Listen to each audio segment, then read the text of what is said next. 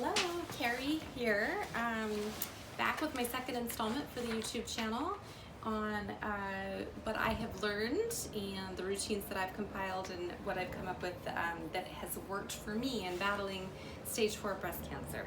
I was diagnosed in September of 2018 after being clean for 5 years of metastatic breast cancer that had moved into my lung, my lymph nodes.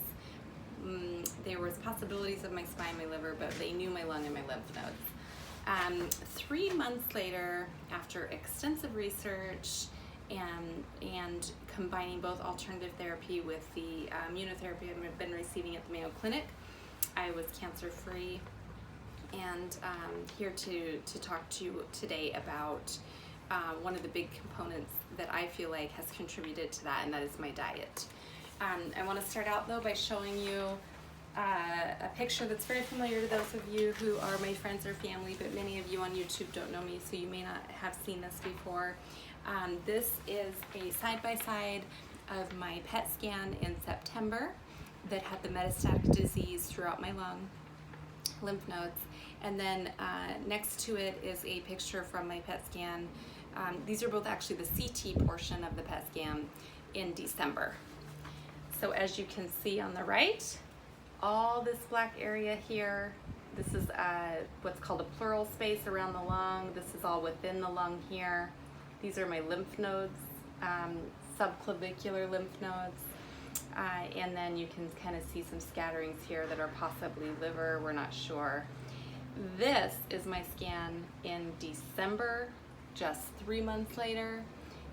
After doing alternative therapies, spending a month in Mexico, and also doing some immunotherapy, where you can see it is a clean scan.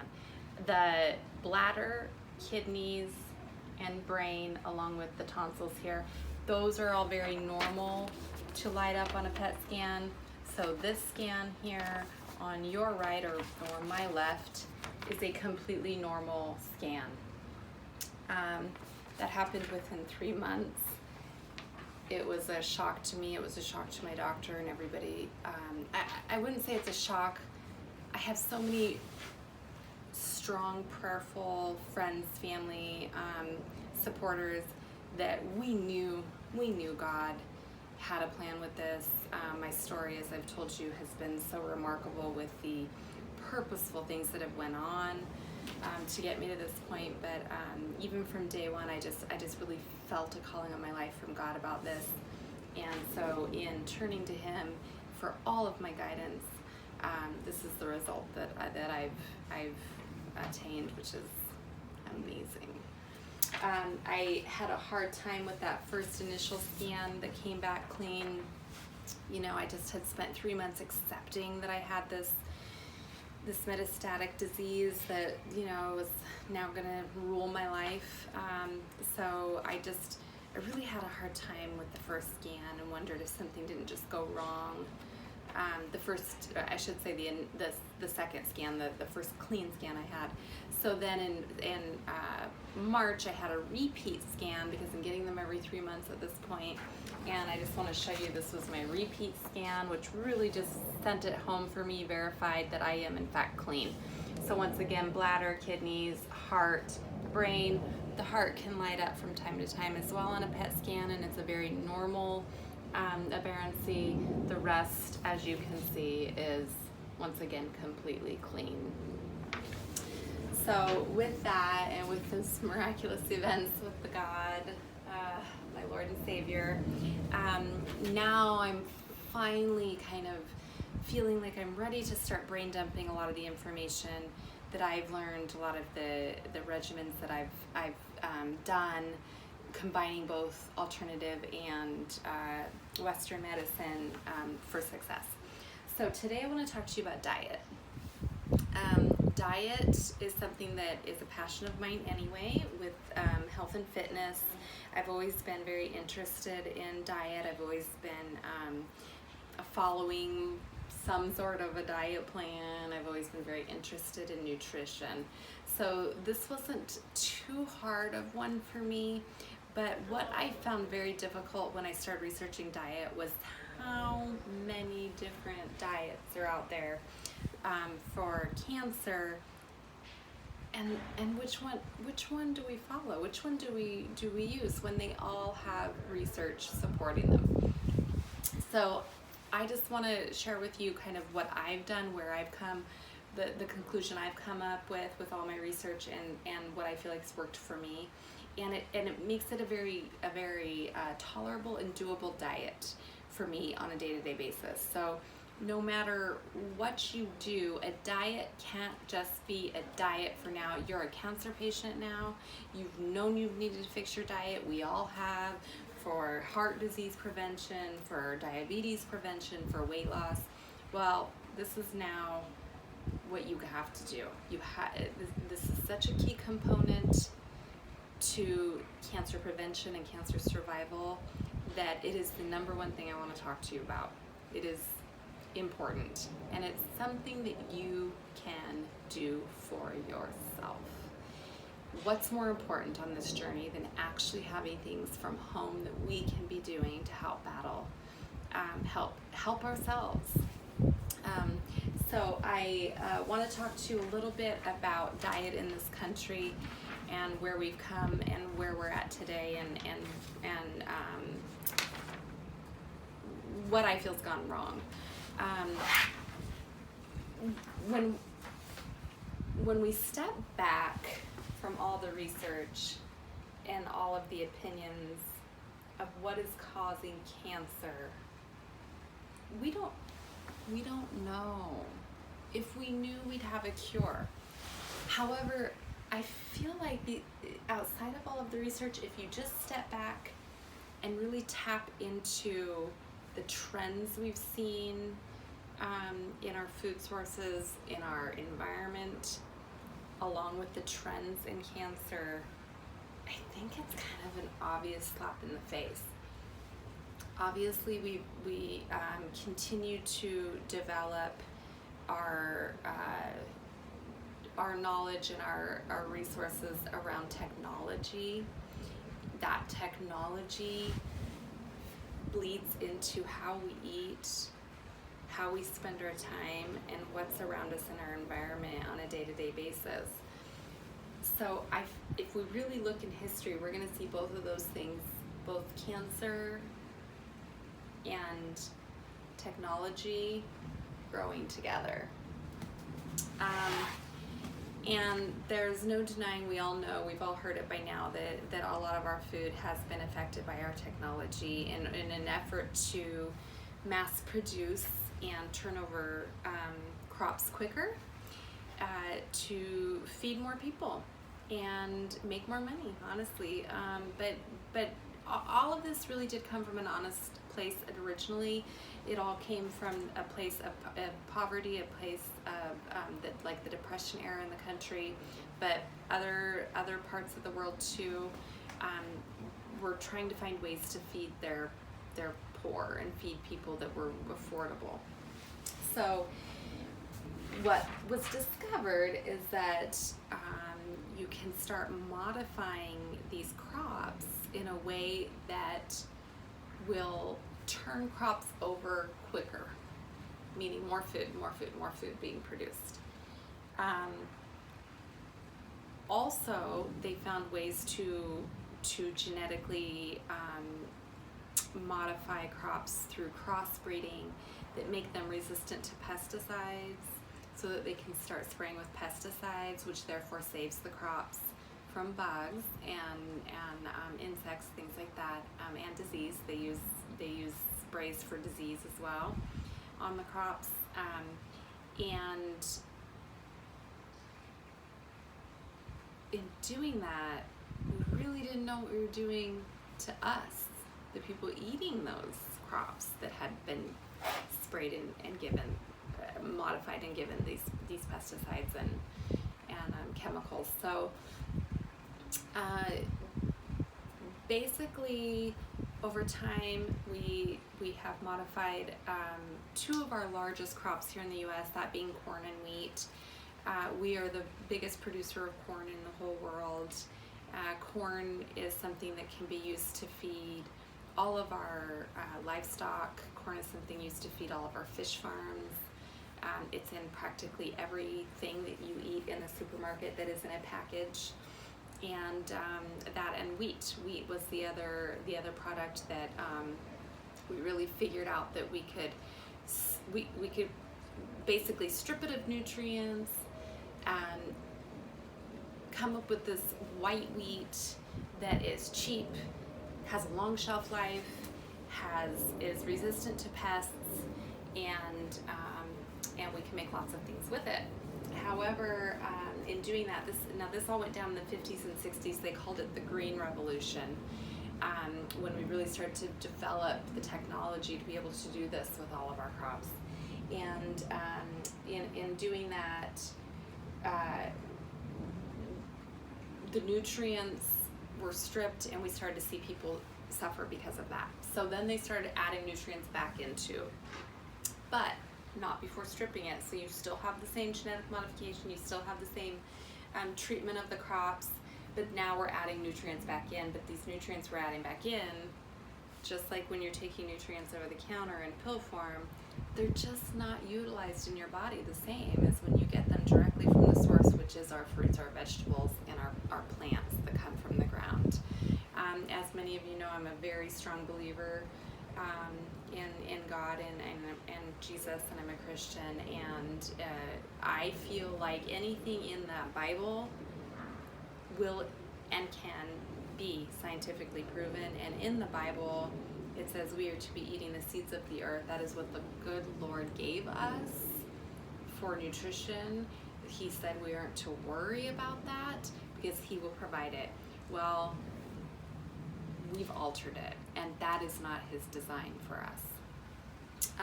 The same way we adapt to our environment, the same way you can take animals, people, and place them in different environments, and eventually they'll start adapting, and the next generations to come will maybe have a different skin color based on where they live, or have, you know, different immune responses based on where you live. Like if I moved to another country today, it's going to take me time to build immunity to the local bacterias and viruses that are there. So we adapt, right? We adapt. Well, so do our cells. We get a flu shot every year, and every year we have to change that flu shot because the virus becomes resistant. It learns. The cells of the virus learn how to become resistant to the previous year's flu shot. Well, these same things happen in our body. Cancer is a disease of our own cells. But I believe these cells mutated in order to figure out how to feed off of what we are putting in our body. So these cells feed on sugar, and they feed on these chemicals, and they feed on this acidic environment that we're creating because that's what we're putting in our body. And so these are cells that are smart. They've figured out how to feed off what we're giving it. Unfortunately, they're not the cells we want, happy and feeding and off of what we're giving them. And that's why they tend to grow fast. They tend to take over the organs and the cells that we need to live. So anyway, besides, I'll say after the wheat and the corn kind of started to get the myth, the reputation that the modifications or the way it is now weren't very nutritious for us. We had a big craze with soy. Soy became the new big craze. Asia uses soy. They always have. It's a very good way to follow, say, a vegan diet, but also still get protein. It's very high in protein. But unfortunately, the same thing has happened to soy. It is extremely hard in this country to find soy that has not been modified or processed in some way. I have a few terms that I want to throw out there to you with the soy to look out for, because these are terms that you're going to see on all the packages and bags and boxes that you see in the supermarket. These are the highly processed forms of soy.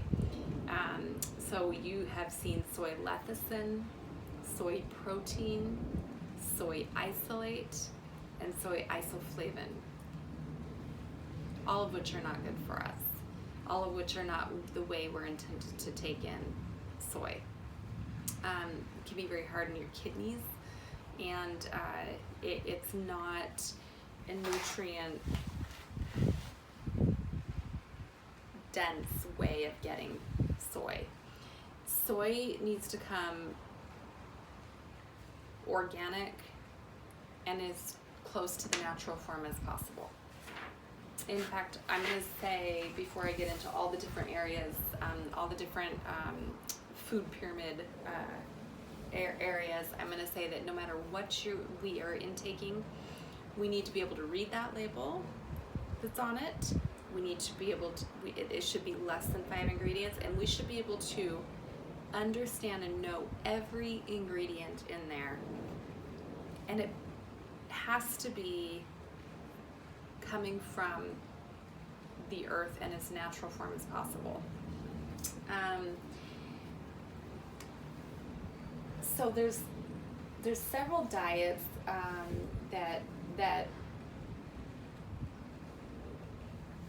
are out there and suggested for cancer patients, and I've tried 3 of them, and I currently am at a point of kind of a combination of all of them, because I think there's important factors with each of them, and then not so good or not important factors that play into each of them as well. The first diet I want to talk about is the alkaline diet. And I will say this, 2 key things when you are grocery shopping, considering putting together a meal, considering what you're going to put in your cupboards, there's 2 key things I want you, or even when you sit down to very first have your meal, I want you to look at it and I want you to think of these 2 things. Is this going to build my immune system, give me energy, and make me feel good within 20 minutes, or not? A huge epiphany you're going to have once you start really paying attention is you're going to connect mind with body, and you're going to figure out how each item you put in your mouth in your nutrition is making you feel. You have to connect that. How do I feel after I eat this? I think that the majority of the time you're going to know, I know, if I eat that greasy piece of bacon, or if I eat that sugary cupcake, I'm going to feel really yucky within 20 minutes after. I'm going to feel heavy, I'm going to feel bloaty, I'm going to feel gassy, I'm going to feel maybe shaky from the sugar. So that's a huge step in nutrition, is just connecting the mind with the body and feeling your food. But as I said, 2 things to think of with shopping and making food. Is it going to boost my immunity and starve the cancer? And is this coming from nature? Do I understand what I'm eating? Is it coming from as natural and basic of a source as possible? Those 2 things are what matter most. Not so much eat this, don't eat that. Just know what you're eating, and how you're going to feel from it.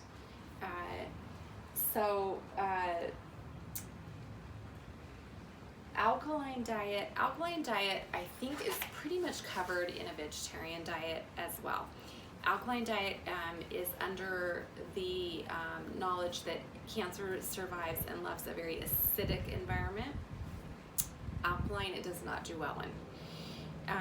The trick with the alkaline diet is, truly are we changing the pH in our blood system? I don't know. Research I've read says no.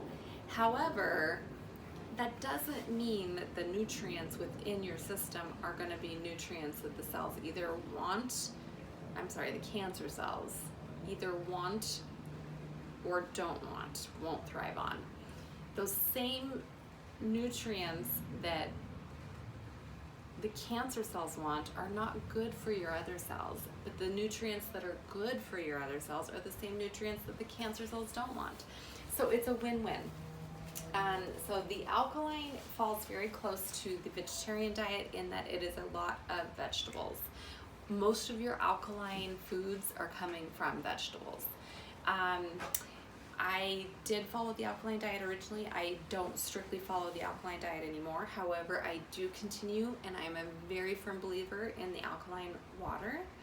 I'm a firm believer in drinking your water from glass. Do not drink from plastics. And I do feel like our tap water, our water from the faucet is very tampered with as well. And so my source of water is alkaline water. There are so many health benefits to alkaline water, so many nutrients in alkaline water, and on top of all of that, if you go to your local store for alkaline water, it is going to be way less expensive than buying purified water in plastic bottles that you shouldn't be drinking anyways. So I'm a huge proponent of alkaline water. Very important to keep your system a little more alkaline so that the cancer isn't happily thriving in an acidic environment. And other ways you can add some alkalinity is adding lemon to your water every day, which I love. Lemon's great. Or you can even do baking soda. Let you do your research on that. Usually just once a day with the baking soda and some water, but it's not something I'm personally am using currently, but I do know that's a quick way to get some good alkaline base into your bloodstream. Second thing is ketogenic diet. Ketogenic diet is the current diet suggested by most alternative therapists here in the US for cancer. Ketogenic diet is based on no sugar, no carb, high fat. It's basically training your body to thrive on fat rather than carbs. So while I highly believe on I highly am supportive of no sugar and carbs, I am not a supporter of the high fat side of the diet. So sugar feeds cancer. Sugar is the number one thing that has to go. PET scans are done. PET scans are the number one imaging used to detect cancer throughout our body. That's what was in those images that I showed you.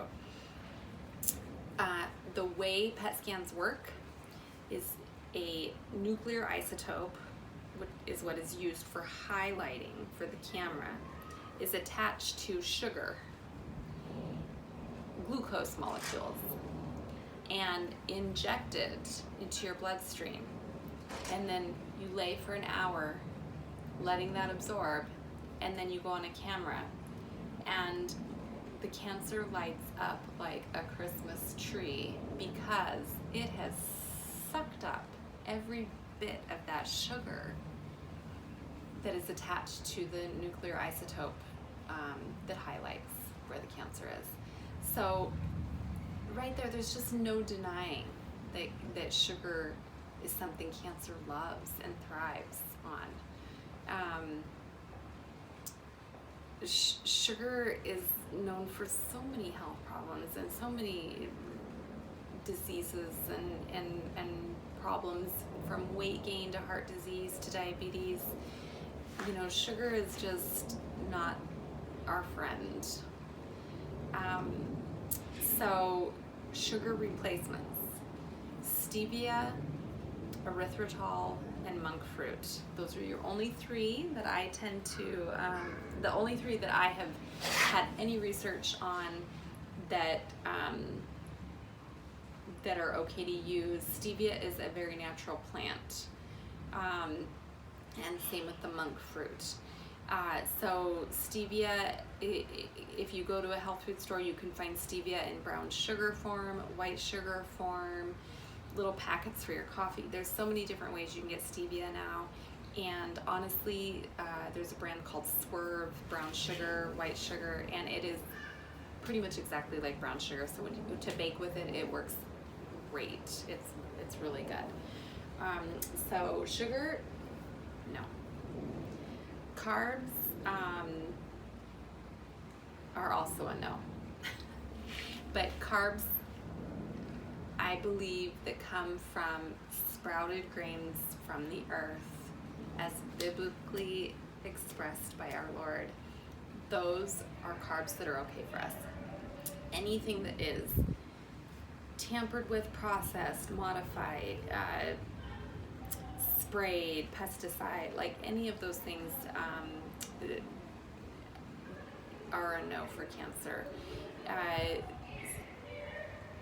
Carbohydrates break down to sugar, and then you get carbohydrates that are filled with chemicals and pesticides, and it's just a no-win situation. There's not a lot of nutrients in those particular carbohydrates either, so there's just there's really no reason you need those in your diet anyways.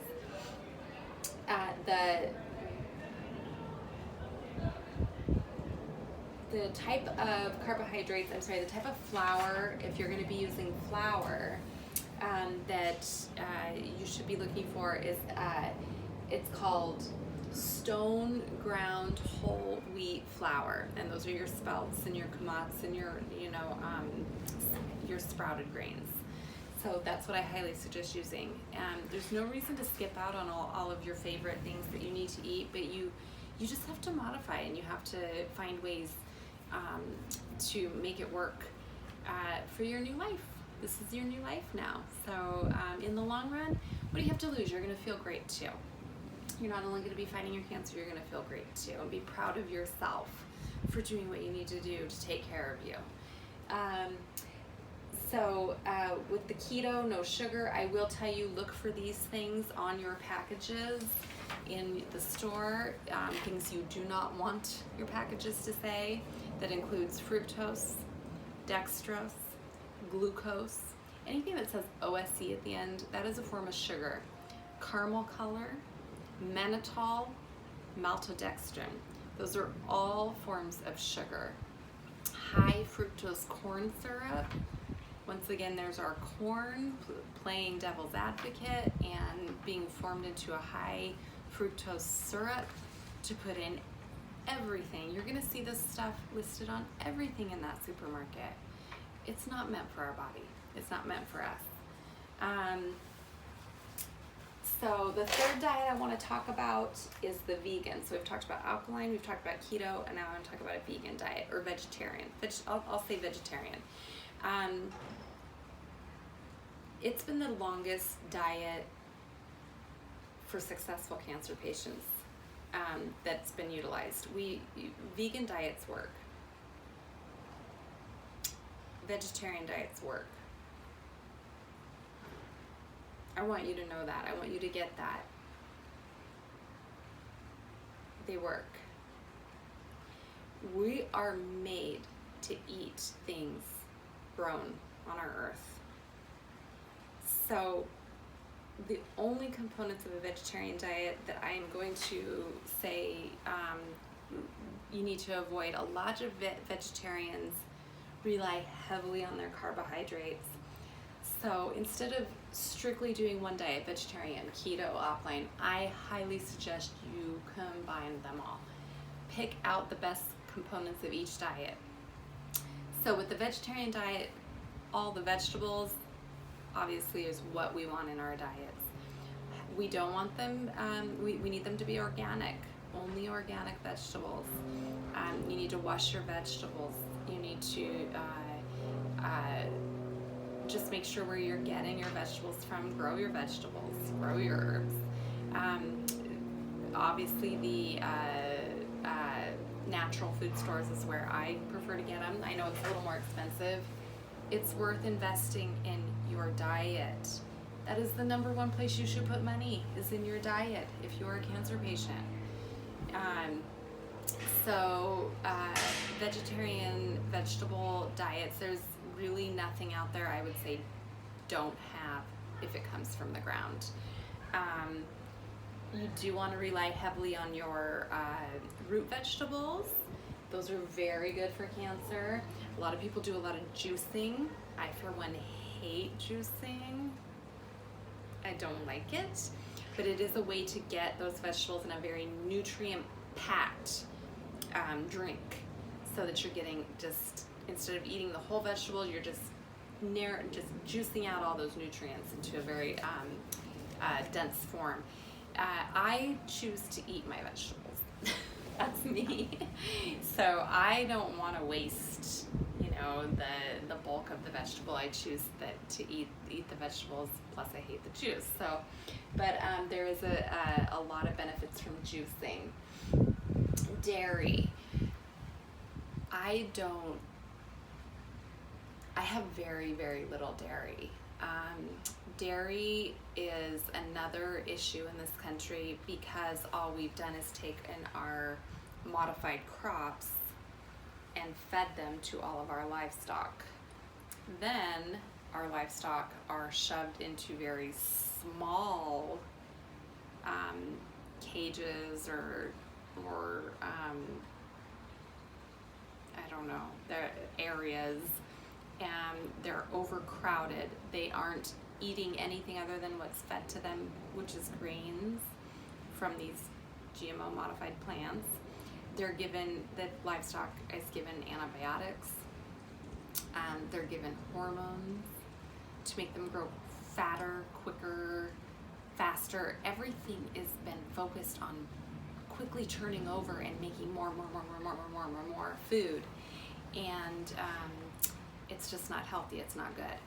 So dairy is one of those things that is highly tampered with in this country, and so therefore I really try to avoid all dairy. There's so many hormones in there, and the dairy, and being a breast cancer patient, my cancer thrives on estrogen, progesterone, hormones.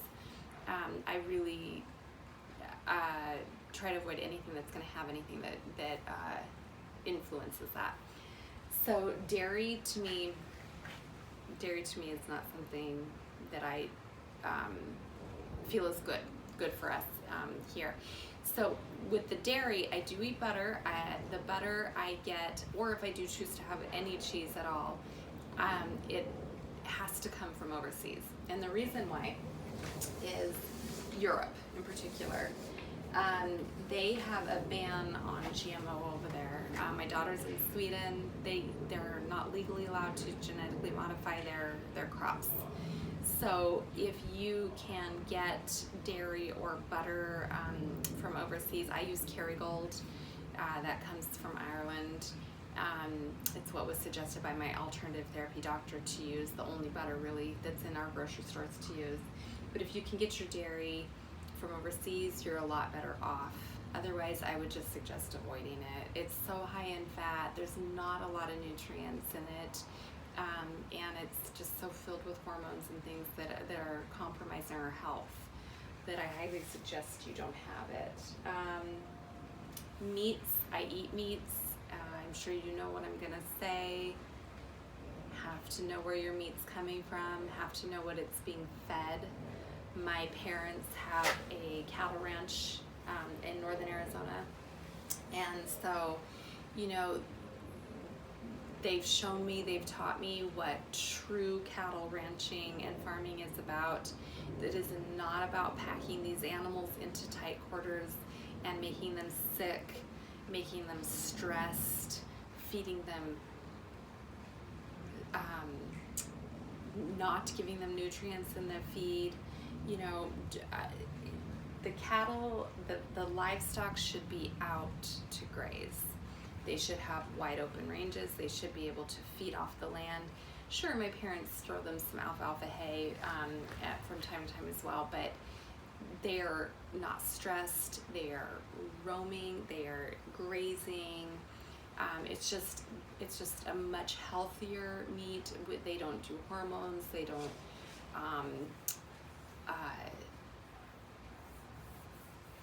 treat them with chemicals or anything like that. So I'm just very careful with where my meat comes from. I also feel like red meat in particular, it should not be eaten more than a couple times a week, maybe once or twice a week. Even your fish are in fish farms that are being fed corn now. So you have to be very just knowledgeable and aware of where you're getting your fish from, your livestock from. And when you are, then you're going to be getting the benefits and the nutrients that are so prevalent. Like we hear about all the nutrients and how good fish is for you. Well, it is good for you if it's in a natural environment and caught out of the wild. But all these other sources of fish that are flooding our markets now, they're not good for us. They're not the way we're designed to be eating.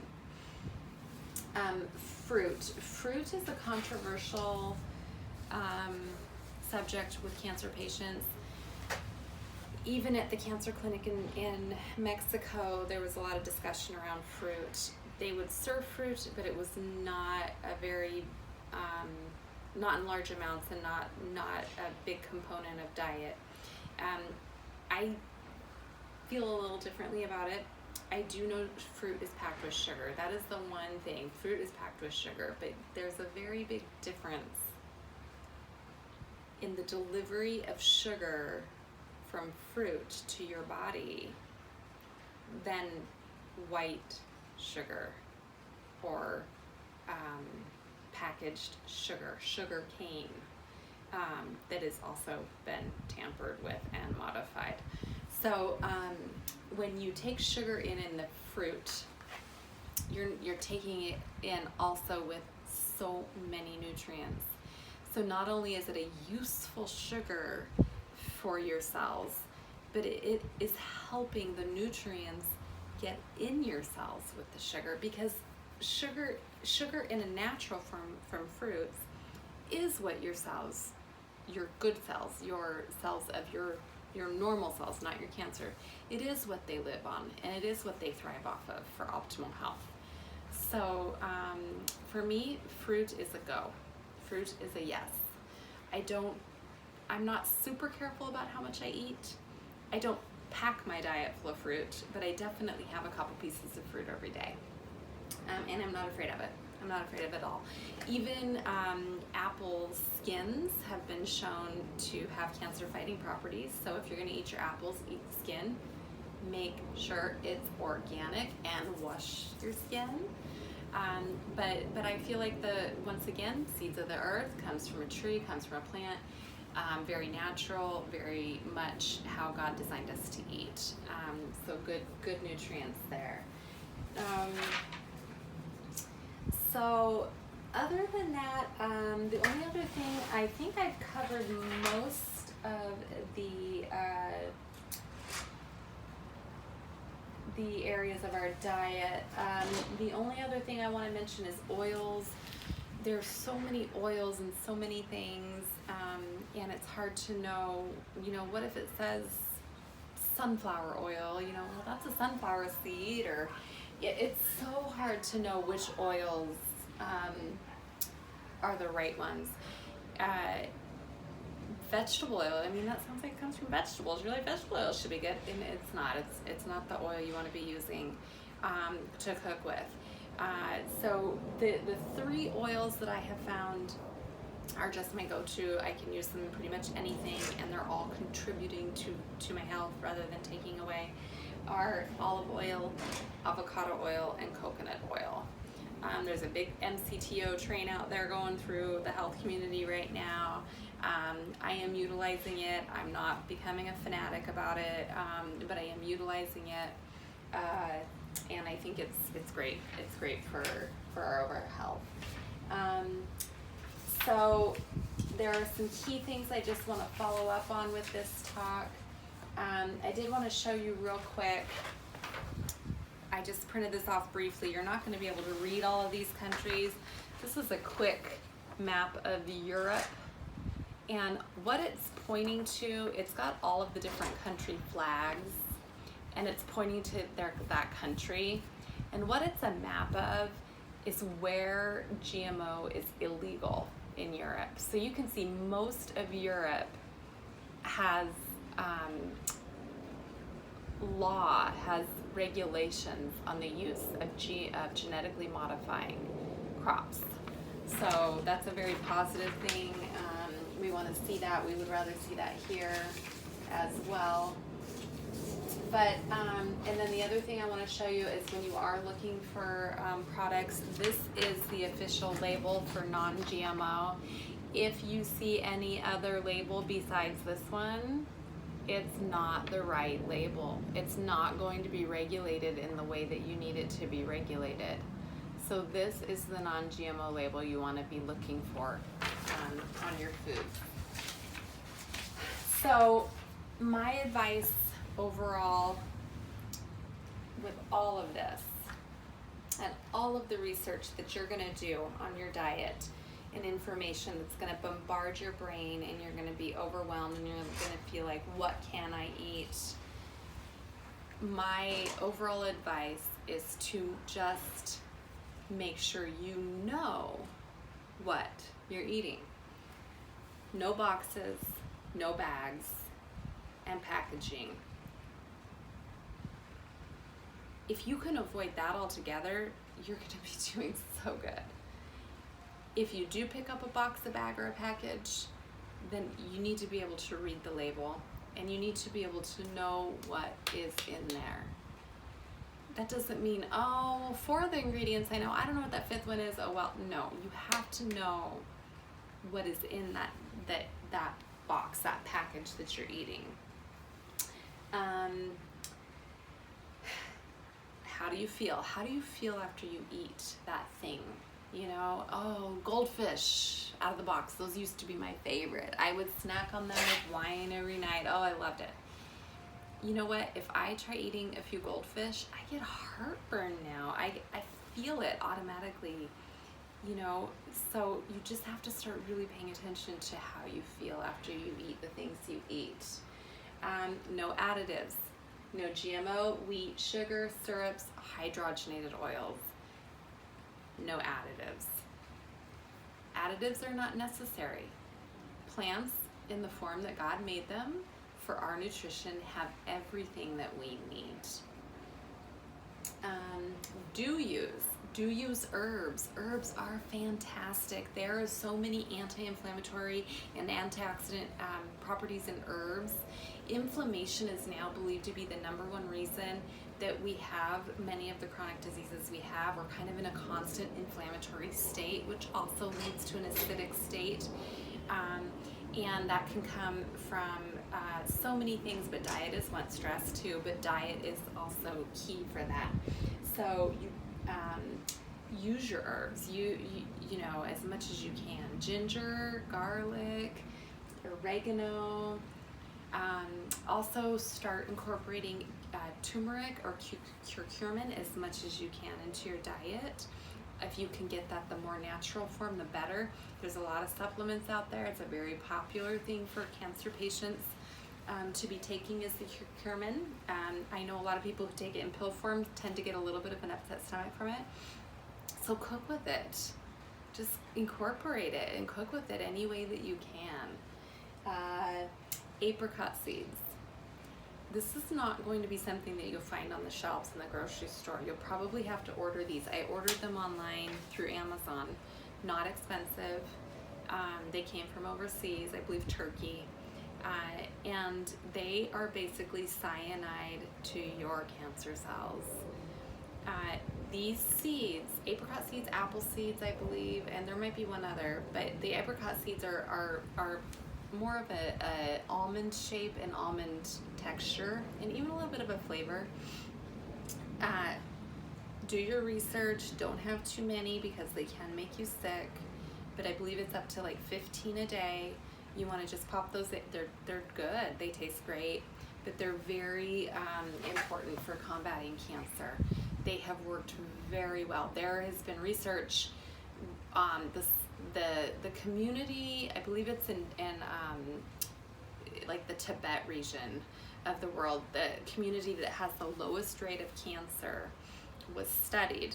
Their diet was studied, and that diet turns out they had a very high amount of apricot seeds in their diet.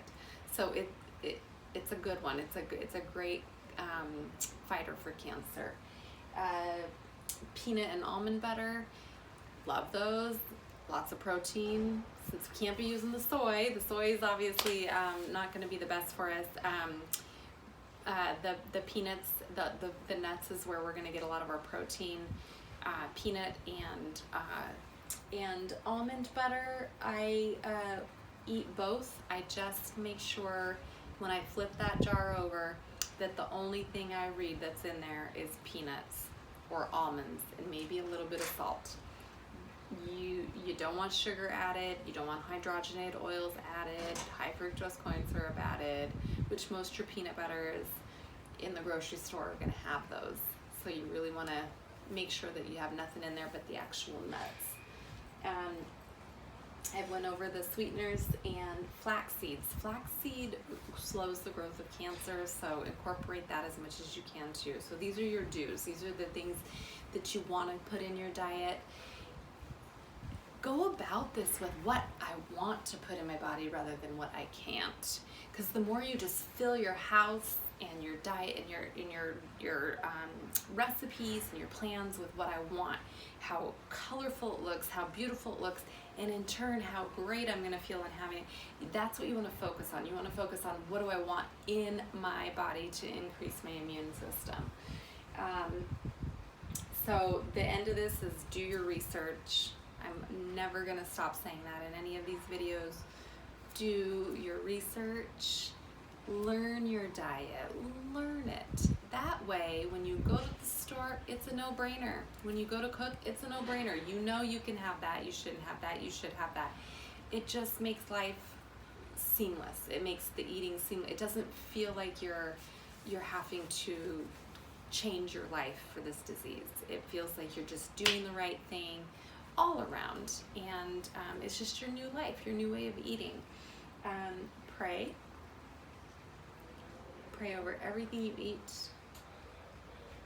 Pray over what God would want you to do.